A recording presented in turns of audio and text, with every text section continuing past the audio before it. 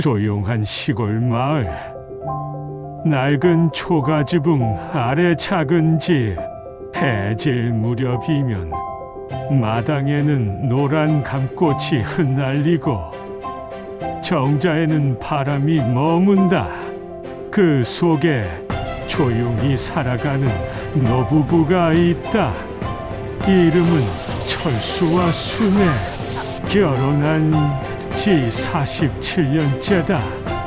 두 사람은 매일 아침 같은 시간에 눈을 뜨고 같은 시간에 밥을 먹고 같은 길을 산책한다. 말은 많지 않다.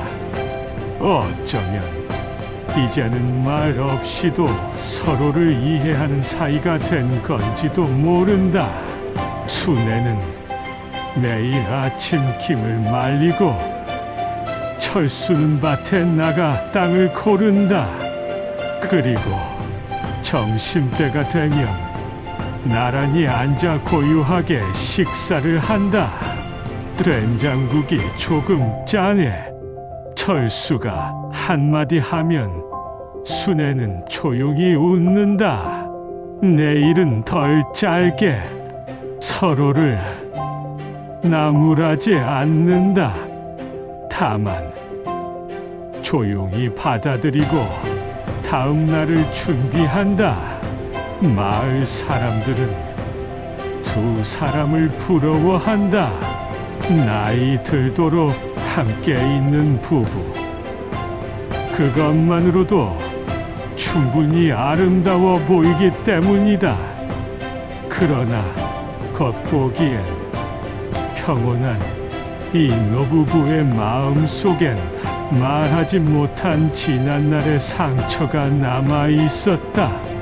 순애는 가끔 거실 한쪽에 걸린 오래된 흑백 사진을 바라본다. 사진 속엔 젊은 시절 두 사람과 아들 하나가 웃고 있다. 아직 순애의 얼굴엔 주름이 없고 철수는 강직한 눈빛을 하고 있다. 그리고 가운데 있는 아들은 해맑게 웃고 있다. 그 아들은 더 이상 이 집에 없다. 30년 전 사고로 세상을 떠났다. 그날 이후 철수는 말을 아끼게 되었고 순애는 더 밝게 웃기 시작했다. 둘 중 하나는 무너져선 안 된다고 생각했기 때문이다. 사람들은 순애를 보고 말했다. 그 나이에 저렇게 밝게 사는 것도 참 복이야. 하지만 그 누구도 그녀의 속마음은 들여다보지 못했다. 그녀가 매일 밤 아들의 이름을 부르며 혼잣말을 한다는 것을, 그리고 철수가 아침마다 자전거를 타고 언덕 위에 올라 아무도 없는 하늘을 바라보며 조용히 눈물을 훔친다는 것을. 그들의 하루는 평범하다. 그러나 그 평범 속엔 아주 오랜 그리움이 묻어 있었다. 어느 날 순애는 안방 장롱 속에 깊이 넣어두었던 작은 상자를 꺼냈다. 그 안엔 오래전 아들이 쓰던 장난감 자동차, 초등학교 때 받은 상장, 그리고 마지막으로 남긴 편지가 있었다. 편지엔 또박또박한 글씨로 엄마, 오늘도 다녀올게요. 저녁엔 된장찌개 먹고 싶어요. 라고 적혀 있었다. 그날이 마지막이었다. 그 뒤로 철수는 된장찌개를 입에 대지 않았다. 순애는 그 편지를 보며 조용히 입을 가리고 눈물을 흘렸다. 부엌에서 그 모습을 지켜보던 철수는 아무 말도 하지 않고 마당으로 나갔다. 그는 가끔씩 순애의 눈물을 모른 척했다. 아니, 모른 척하지 않으면 자신이 무너질까 두려웠다. 대신 그는 아들이 생전에 좋아하던 언덕길을 자주 걸었다. 바람이 불면 수 소리에 아들의 웃음소리가 섞여 있는 듯 느껴졌다. 마을회관에서 청소 봉사를 하던 순애는 어떤 노인의 말을 듣고 멈춰섰다. 아들이 죽은 뒤에도 잘 버티는 거 보니 대단하셔. 난 벌써 무너졌을 텐데. 그 순간 순애는 억지로 웃었다. 하지만 속은 무너져 내렸다. 누구도 몰랐다.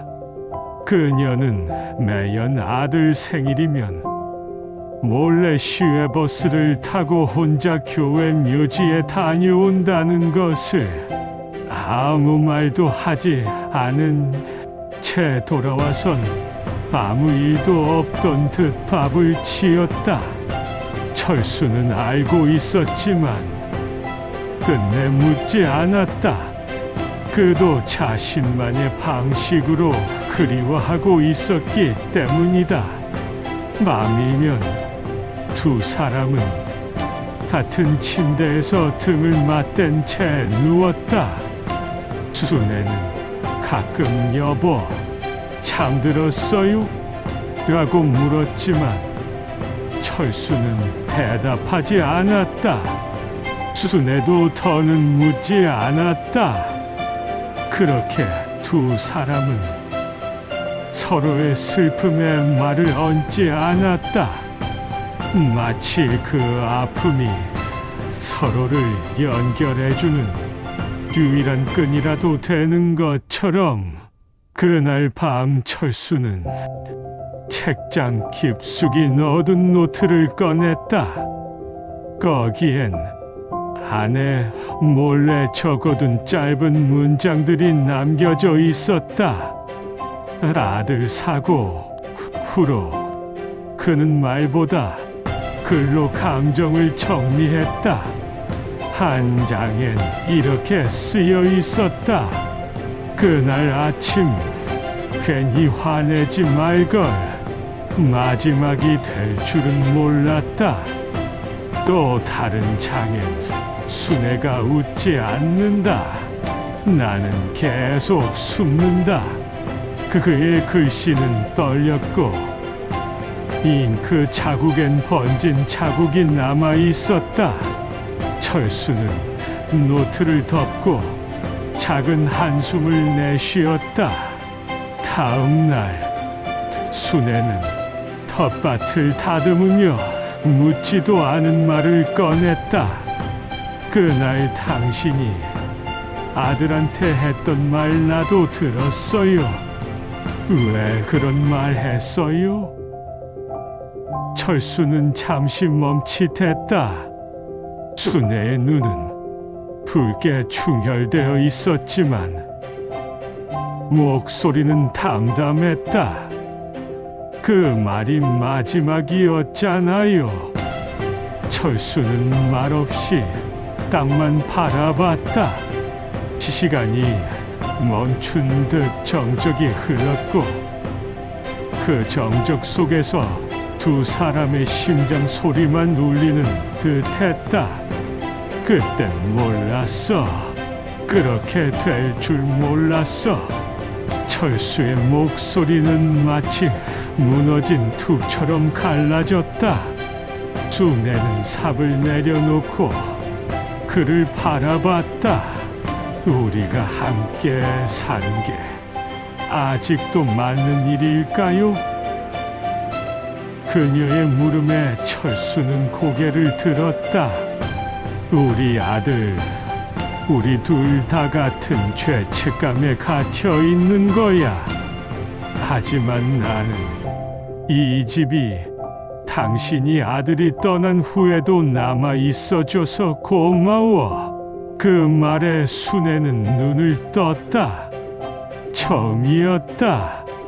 철수가 직접 감정을 표현한 건 그날 밤 두 사람은 마주 앉아 아들이 쓰던 방을 정리했다.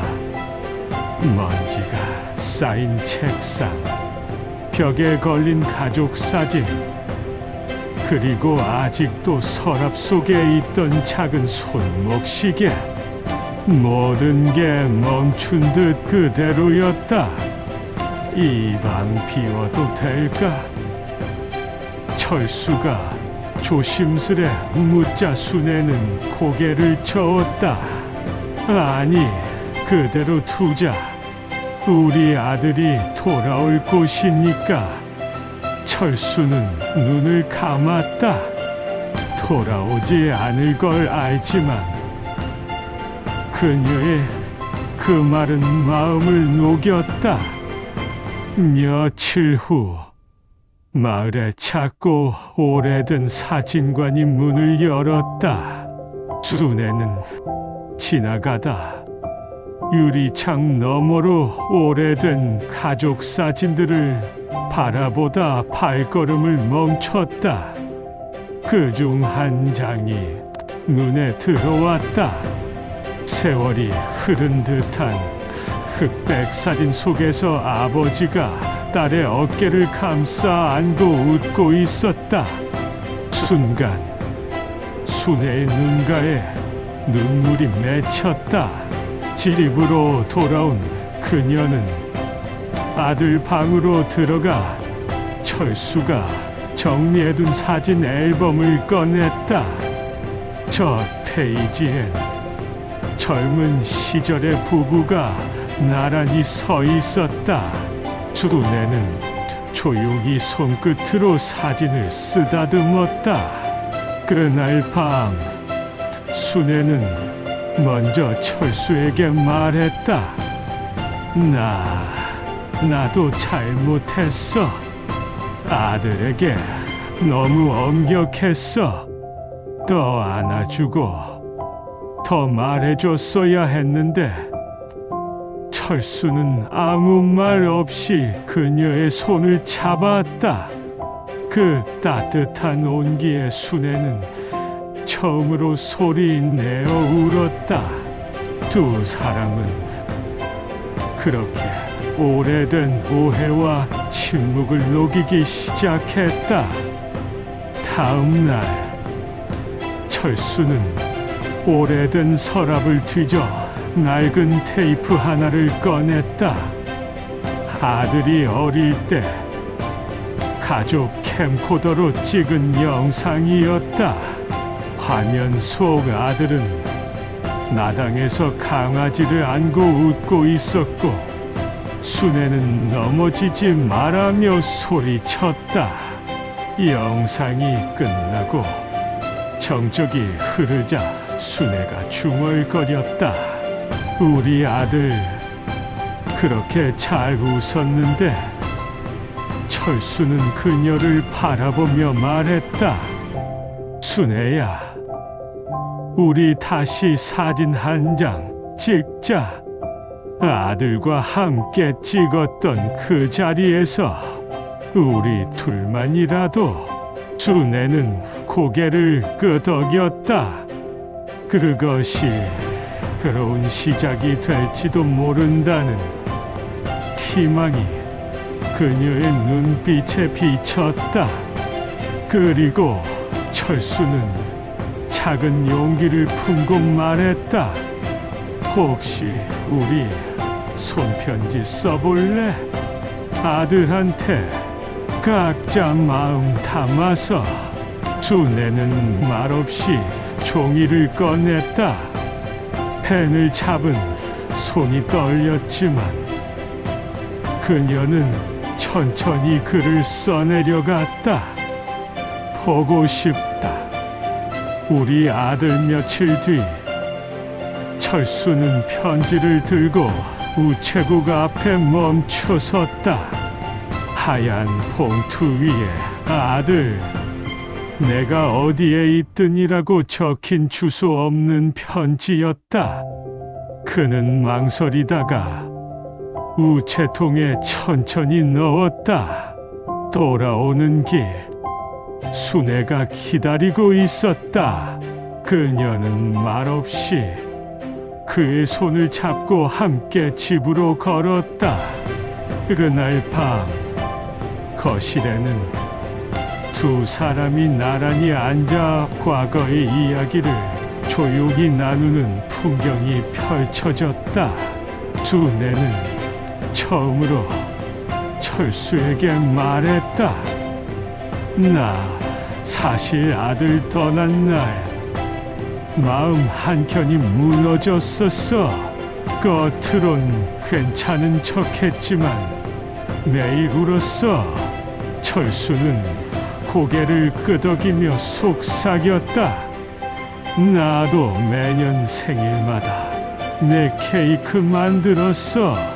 혹시 돌아올까봐. 두 사람은 조용히 서로를 바라보다가 웃었다. 그 순간 문득 초인종이 울렸다. 깜짝 놀란 둘은 서로를 바라보며 문을 향해 걸어갔다.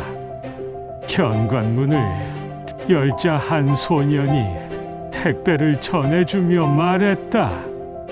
여기 편지 하나 더 있어요. 실수로 2개 도착했나 봐요. 편지 속엔 이런 글이 적혀 있었다. 부모님께 아직 용서받을 자격이 있는지는 모르겠어요. 하지만 아직도 그날을 기억합니다. 따뜻했던 밥상, 혼날까 두려워 떨던 저녁 엄마 아빠가 보고 싶습니다. 철수는 편지를 꼭 쥐었다. 순애는 눈물을 참지 못하고 무릎을 꿇고 앉아 울었다. 그 순간 두 사람은 깨달았다. 아들이 아직 자신들을 기억하고 있다는 사실만으로도 가슴이 다시 뛰고 있다는 것을. 그리고 서로를 꼭 안으며 속삭였다. 이젠 기다릴 준비가 됐어. 며칠 후 순애는 철수에게 말했다. 우리도 뭔가 해보자. 아들이 볼지도 모르잖아. 그날부터 둘은 집 안 구석구석을 정리하기 시작했다. 이에 사진, 손때 묻은 장난감, 벽에 걸려있던 가족 사진 먼지를 닦아내며 기억을 꺼냈다. 낡은 상자 안에는 아들이 어릴 적 남긴 편지가 있었다. 엄마, 아빠, 난 커서 훌륭한 사람이 될 거예요. 늘 사랑해요. 순애는 그 편지를 가만히 들여다보다가 눈물을 훔쳤다. 이런 걸 보면 어떻게 잊을 수 있겠어. 그날 밤 철수는 조용히 일기장을 꺼냈다. 오랫동안 아무에게도 말하지 못한 자신의 감정을 적기 시작했다. 오늘 그녀가 울었다. 그 아이 편지를 보고 난 아무 말도 못했다. 하지만 사실 나도 울고 싶었다. 어쩌면 나도 그 아이를 용서하지 못한 게 아니라 내 자신을 용서하지 못한 건지도 모르겠다. 끄는 펜을 놓으며 눈을 감았다. 침묵 속에서 들려오는 시계 초침 소리가 그날의 공허함을 더 깊게 만들었다.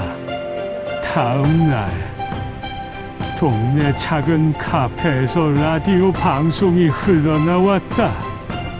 가족의 소중함을 잊고 지낸 분들, 지금이라도 편지를 써보세요.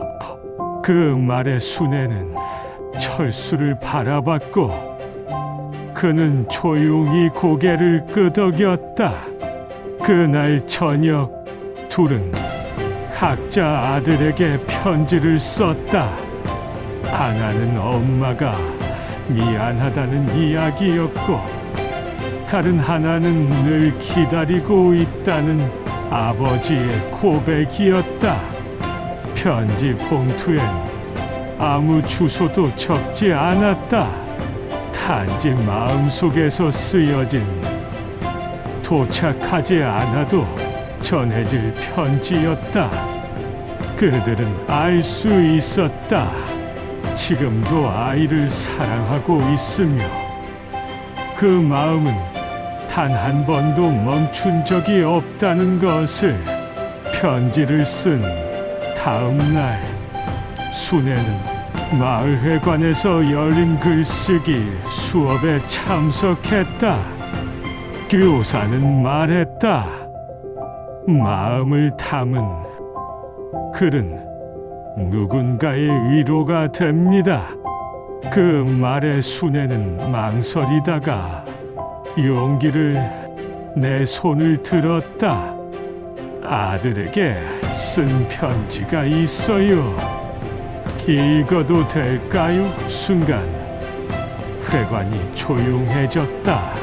순애는 천천히 편지를 읽기 시작했다. 목소리는 떨렸고 눈시울이 붉어졌지만 그녀의 말 하나하나가 사람들의 가슴에 스며들었다. 그 어떤 날보다도 지금 너를 그리워한다. 사랑한다. 우리 아들아. 편지가 끝나자 어르신들 몇몇이 눈물을 닦았다. 누군가는 조용히 손뼉을 쳤고 누군가는 자신의 아이를 떠올리며 고개를 떨구었다. 그날 이후 순애는 글쓰기 모임의 중심이 되었다. 한 장 한 장 써내려간 편지는 아들에게 닿지 않았지만 누군가에게는 부모의 마음을 깨닫게 해주는 계기가 되었다. 철수는 그런 아내를 지켜보며 흐뭇하게 미소 지었다. 내가 몰랐네. 당신이 이렇게 따뜻한 사람이라는 걸. 그녀는 웃으며 대답했다. 몰랐던 게 아니라 잊고 살았던 거겠지. 두 사람은 다시 산책을 자주 나가게 되었다. 바람이 부는 강가에서 함께 걷고 오래된 벤치에 앉아 해가 지는 걸 바라보았다. 어느 날 그 벤치 위에서 철수는 말했다. 우리 다시 가족이 되는 법을 배우고 있는 것 같아. 순애는 그 말에 고개를 끄덕이며 그의 손을 잡았다. 시간은 흘렀고 그들의 주름은 더 깊어졌지만 그 안엔 지난 시간의 후회와 사랑이 함께 담겨 있었다. 몇 달 후 시골의 작은 도서관에서 그림책 낭독회가 열렸다. 마음으로 쓴 편지라는 제목의 그 책은 어르신들의 손에 들려 있었고 아이들도 귀를 기울이고 있었다. 순애는 무대에 서서 조용히 책을 읽기 시작했다. 사랑은 끝나지 않아요. 표현되지 않았을 뿐 마음속에 늘 있었던 거예요. 그녀의 목소리는 떨림없이 맑았고 회관하는 숨소리조차 조심스러웠다. 낭독이 끝난 뒤 한 아이가 손을 들었다. 할머니, 그 이야기는 진짜예요? 순애는 미소 지으며 고개를 끄덕였다. 그래, 할머니가 살아온 진짜 이야기란다. 아이의 눈망울이 반짝였다. 그럼 나도 나중에 엄마한테 편지 쓸래요. 그 말에 회관 곳곳에서 조용한 웃음이 퍼졌다. 행사가 끝난 후 철수는 무대 아래에서 그녀를 기다리고 있었다. 정말 멋졌어. 당신이 자랑스러워. 순애는 그의 손을 잡고 작게 대답했다. 이제야 제대로 살아가는 기분이야. 그날 밤 집에 돌아온 두 사람은 나란히 소파에 앉았다. 텔레비전도 켜지 않고 조용한 음악만 흐르고 있었다. 순애가 말했다. 혹시 우리 아들이 이 방송이나 책을 보게 된다면 나를 기억할까? 철수는 고개를 끄덕였다. 그럼 언젠가는 반드시 기억할 거야. 그리고 어느 날 순애 앞으로 한 통의 편지가 도착했다. 보낸 사람 김명수. 그녀의 손이 떨렸다.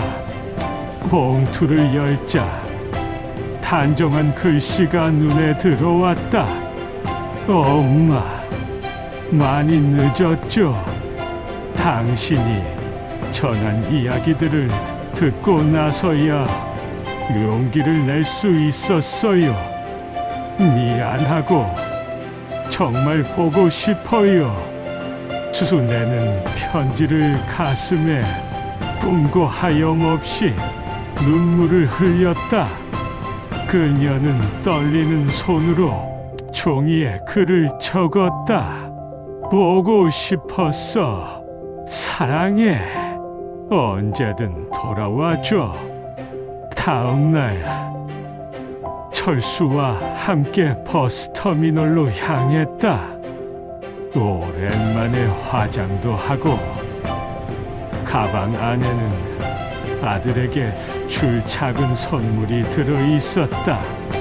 그리고 잠시 후 기다란 그림자 하나가 그녀를 향해 다가왔다. 그 순간 시간은 멈춘 듯했고 두 팔이 자연스레 열렸다. 오래도록 닿지 못했던 그 품 안에서 드디어 그녀는 아들을 다시 안았다.